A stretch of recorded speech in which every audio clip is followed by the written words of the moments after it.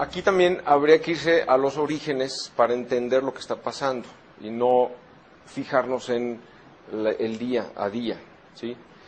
Este colapso financiero y económico que estamos viendo es el resultado de dos fraudes inmensos que estamos pagando todos. El primer fraude acontece en 1913, ¿sí? El 22 de diciembre de 1913, cuando en Estados Unidos un pequeño grupo de banqueros sionistas, ¿sí?, de la banca israelí anglosajona, le quitan al Congreso estadounidense la facultad de emitir los dólares, de emitir el dinero, y se la adjudican a ellos, con la creación de la Reserva Federal, ¿sí? Y tan fraudulenta fue que esperaron a las Navidades, cuando el Congreso ya había suspendido sus sesiones, y dejaron que los congresistas que se oponían al acta de la Reserva Federal se fueran ya a partir el pavo a su casa, y se quedaran en Washington solamente los que estaban a favor, y con ellos, ¿sí?, en un día lo aprobó la Cámara Baja, y esa misma noche la pasaron al Senado y la aprobó. Todavía cuando se la presentaron al presidente Wilson para que la firmara y la publicara, dijo, pero ¿cómo? Si el Congreso está en receso, o sea, jamás se ha dado que se apruebe una ley estando el Congreso en receso. Y entonces llamaron a el banquero sionista, nuevamente, que había sido el mayor financiero de su campaña, se presentó en su oficina y le dijo, tú firmas esto. Y se dice que Wilson se fue a la tumba pocos años después con el gran pesar, incluso declarado públicamente, que lo que él firmó era el más grave perjuicio para el pueblo estadounidense, porque a partir de entonces la emisión del dinero se le quitó al Congreso y al Estado y se le dio a un pequeñito grupo privado que tiene la facultad de emitir irresponsablemente todo el billete que quiere y además pedirle intereses al gobierno de Estados Unidos por el dinero que le suministra y cargárselo al pueblo por los impuestos.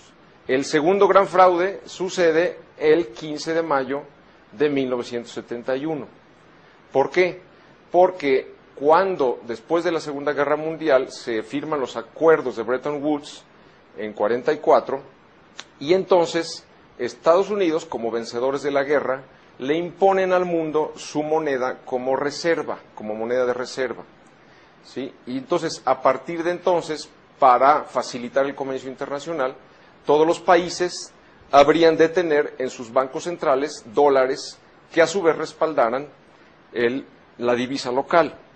Ahora bien, el acuerdo de Bretton Woods establece que los dólares estarían respaldados por oro, a una razón de $35 la onza.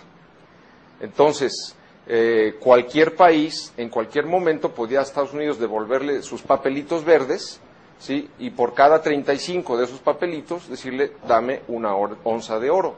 Y así funcionó de 44 a 71. Ese era realmente un sistema internacional con la limitante que daba el oro, y era un sistema sano. Ahora bien, ¿qué sucede? Que a finales de los 60 los Estados Unidos empiezan a emitir mucho más dinero, dólares, de los que tiene realmente soportados en oro, ¿sí?, para financiar sus gastos bélicos, y entonces el mundo empezó a extraer el oro. Pensemos que cuando termina Bretton Woods, Estados Unidos tiene cerca de 20,000 toneladas de oro. Para el final de los 60 tiene solamente 8,000 toneladas. Tenemos una economía ficción. Entonces, en ese momento, el presidente Nixon, en vez de haber hecho lo que debió haber hecho, es decir, que era devaluar el dólar, simplemente dijo, yo no respeto más los acuerdos de Bretton Woods, yo ya no respaldo mi moneda, háganle como quieran. Y a partir de entonces, el mundo está inundado de papeles y papeles de dólares que no tiene absolutamente sustento, es decir, los papeles o los dígitos de computadora en los saldos bancarios son nada, son eso, dígitos de computadora, nada más. Es decir, no, entonces por eso, si nosotros vemos la explosión que se llama la explosión de dólares en los bancos centrales, digamos, si de 44 a 71 hay una correlación exacta de dólares a oro, ¿sí? Mientras que de 71 al 2009, donde estamos, el oro en las bancas centrales ha crecido el 10% y ahora menos porque lo están vendiendo, y sin embargo la curva de dólares es realmente que estamos ya llegando, se calcula, a los 8 o 9 trillones, o sea, millones de dólares que está circulando, que no son nada. Ese es realmente el origen del problema de lo que está pasando. Ahora bien, con dinero ficticio, que se crea sin ningún problema, lo acabamos de ver ahora con los rescates, inyectan 780,000 millones de dólares, 500,000 millones de dólares, porque no cuesta nada, o sea, es dinero, es crédito creado de la nada.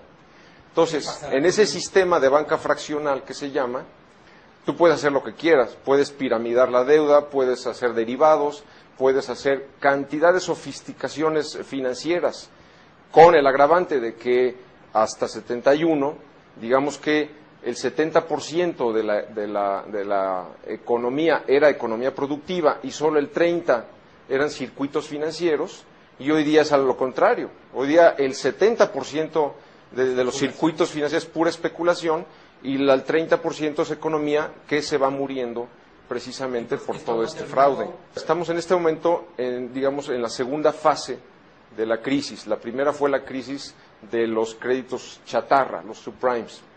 Después se derivó ahí a la crisis del crédito como tal, es decir, de los mercados de dinero, y con la consecuente caída de las bolsas, todo lo que vimos, ¿sí?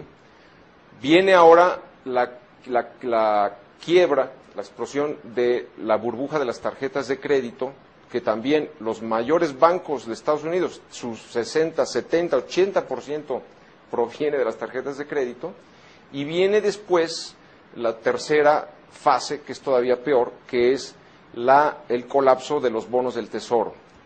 En este momento, ¿qué ha pasado? Que cuando se vino toda esta volatilidad en los mercados, pues los capitales corrieron a los bonos del Tesoro, por un lado, a asegurarse, ¿sí? Y por otro lado, porque muchas de las deudas se estaban desapalancando, eran en dólares, las deudas internacionales. Entonces el dólar subió un poco, pero ¿qué sucedió? Que se infló tanto ahora esa burbuja de los bonos del Tesoro, que ahora ya nadie la quiere.